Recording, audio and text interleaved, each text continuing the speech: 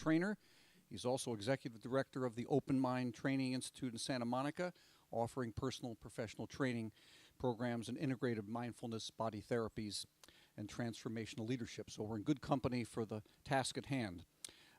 Pioneer in the field of somatic psychotherapy, holistic psychology, mindfulness, and leadership coaching ever since 1970. He's been at some impressive venues. Many of us have been to Esalen. He's spoken there. Omega Institute, which is the East Coast equivalent of Esalen, and throughout many like-minded centers in Europe. So please give a warm Inside Edge welcome to Dr. Ron Alexander.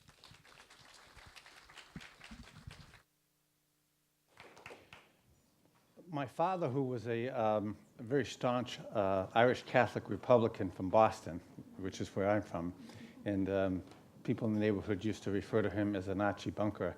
And after about the first 5 years, you know the guy on All in the Family?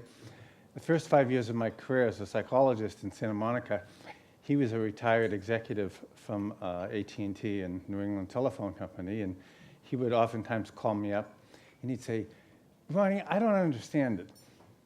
I've been talking to you for 30 years. Why do people pay you so much money to talk to you? I talk to you for free.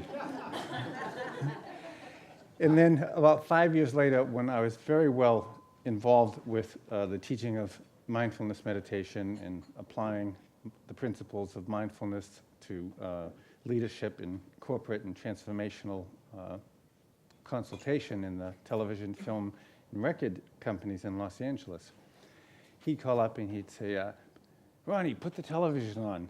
One of your competitors is on television. And it was Deepak Chopra. And he goes, this guy must be pushing a lot of product. And I said, what do you mean? He goes, well, he was on Larry King on Monday night, and he's on Oprah on Wednesday. He must be selling a lot of things these days. In his view, and he would tell all the neighbors that I was involved in corporate sales. and so after a while, whenever the neighbors would come over at Thanksgiving or Christmas, I'd say, yeah, I guess I'm involved in corporate sales of product, meditation. He couldn't really ever really grok it or understand it or even describe it. Once I was home for Thanksgiving, and I was out in the backyard, and I was doing yoga, and then I was doing some Zen meditation, and I started to do some Tai Chi. He opened the window and he went, Jesus, Mother of Christ, get in here before someone calls the police. So that gives you a little bit of a cultural context that I grew up in. And when I became ordained as a Zen monk in my 40s, and I brought the robe home to show my mother, he said, oh, geez, you better hide that. He says, don't let anybody see that. They'll put you in the local state hospital. So I'd like to start with a few quotes. And the way that I like to present is, even though I have a PowerPoint, I want to promise you I either may get to it, I may not get to it. I speak rather extemporaneously, but I do have in the middle of the PowerPoint, there's a series of Zen theorems that I've cultivated over the last 36 years that I'd like to impart to you. And if you'd like a copy of the PowerPoint, write this down. Just write to my assistant. Just write to info@ronaldalexander.com. And it's about a 75-page PowerPoint on wise leadership. So info@ronaldalexander.com. And then my assistant, Dana, will send that out to you. Okay, this is a wonderful quote that I think is very inspiring whenever I'm talking about mindfulness and how to be a wise leader and a mindful leader. And it's from the Scottish Himalayan expedition of 1951. And I'm sure Dave Dolan here, who's about to climb Kilimanjaro for the, how many time? Seventh time. In my 20s, I also was a mountaineer, and I climbed Popocatépetl and Mount Washington and several mountains in Switzerland. Until one is committed, there's no hesitancy. The chance to draw back always ineffective, concerning all acts of initiative and creation. There's one elementary truth, the ignorance of which kills countless ideas and splendid plans, that the moment one definitely commits oneself, then providence proves all sorts of things occur to help one that would never otherwise have occurred. A whole stream of events issues from the decision, raising in one's favor all manner of unforeseen incidents in meetings and material assistance, which no man or woman can have dreamt would have come this way. This one's from Goethe. I have learned a deep respect. Whatever you can do or dream, you can begin it. Boldness has genius, power, and magic in it. Whatever you can do, dream, you can. Begin it. Boldness has genius, power, and magic in it. And this last one is from one of our own American writers, Mark Twain. 20 years from now, you'll be more disappointed by the things that you didn't do. So throw off the bowlines, sail away from the safe harbor, catch the trade winds in your sails, dare to explore and to dream, dare to discover. 20 years from now, you'll be more disappointed by the things that you didn't do. So throw off the bowlines, sail away from the safe harbor, and catch the trade winds in your sails. Explore, dream, and discover.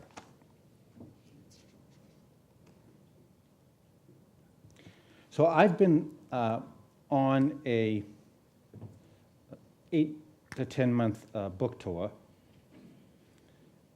of Wise Mind, Open Mind. And like most authors, after you finish one book, you already start thinking about, well, what's the next book going to be about? And as I've been traveling, people have been very interested in the concept of applying wise mind and open mind. And what does it mean to have a wise mind from a Buddhist perspective? And what does it mean from a creativity perspective to have an open mind? And more recently, I've been asked a lot to speak on the application of wise mind and what is mindfulness and how can you apply and utilize mindfulness as a leader, whether you're leading yourself. And one of the fundamental principles of wise leadership is what we call the management of your own self. Before you can manage anyone else, before you can lead anyone else, you have to learn to manage the self. And that begins with developing a respect and appreciation for what I call becoming aligned with your own core self. So what is a wise mind? In Boston, we know a wise ass. But a wise mind is a mind that is curious.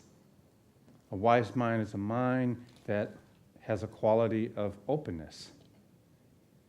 A wise mind is a mind that is curious about wonder, and to have a sense of appreciation, of awe, an appreciation for the unfoldment of the mystery, an appreciation for exploring and setting sails, like the quote says, for the shores of the unknown. In wise leadership, when I'm brought into companies, I oftentimes talk about what's called the known and the not known. And in the book, Wise Mind, one of the things that I've written about extensively is, well, what causes people to not change? And when you're leading or you're managing people, why do people, when everybody wants to grow, and everybody says that they want to prosper, they want to be really creative, what causes individuals like ourselves, if we get bogged down and we stay stuck? And what is the fundamental root of staying stuck is three principles. One is that you're either holding on to the past. In what we call, in Buddhist psychology, that's a quality of clinging. So there's two fundamental principles in the concepts of understanding clinging and grasping, or what we call aversion. In clinging and grasping means that we find a formula, whether it's in relationship, whether it's in something that we're doing with creativity, or a formula of the way that we are in a relationship at work with the people that we lead or manage, and we repeat it. Now, as business leaders and entrepreneurs, most of the entrepreneurs and most of the most inspirational business leaders that I've worked with and coached individually, or brought in, for example, when I was brought into Walt Disney Studios shortly after the ending of the Epcot project. And I was brought in because a lot of the producers and the directors that were involved in the building, in the creating of Epcot itself in Florida, and the creation of all the films that went into that theme park, they started to get depressed. They started to feel depressed, almost like a postpartum depression. And they didn't, because that was Walt Disney's last vision. And Walt Disney, what made him very magical and made him very creative as a leader is that he always had another vision. So a wise leader is someone like Noah of Noah's Ark. Noah had a bigger project. So be like Noah. Take care of in the moment, as we say in Zen, be here now, and put all of your focus and your attention on what it is that you're building and growing now. But step out into the future, like Noah, or like Walt Disney, and have what we call in transformational leadership training, have a greater context. Have a project, something that you can pull either yourself from the moment into the future towards, or you can pull the people that you're leading and managing towards. So there's this concept of what causes us to hold on and to stay stuck. Well, part of it is we cling and we grasp to that of which is familiar, that of which is the known. Now, we wouldn't all be here if, for example, Columbus listened to the familiar, because everybody said, the world's flat, the ships are going to fall off, and the rest is history. But Columbus had this innate sense where he really listened to himself and he trusted. He said, I don't think it's flat. I think it's round. And he followed that. So if you're going to break out of the zone of what's familiar, you have to be willing to listen to the voice inside of yourself and to trust it. So principle number one is a wise leader trusts themselves. Principle number two is a wise leader takes time, whether it's through practicing mindfulness, some form of meditation, contemplation, prayer, whatever is your way. Taoists, for example, they have what we call the non-form way. They go into nature. Taoists don't sit and meditate with their eyes closed or pray to any kind of a divine being or whatever. Taoists immerse themselves in nature and they respect and appreciate silence. The third fundamental principle of a wise leader is a wise leader appreciates, respects, and takes time daily to sit in silence. And something I've been doing for 40 years. Now I have another funny story.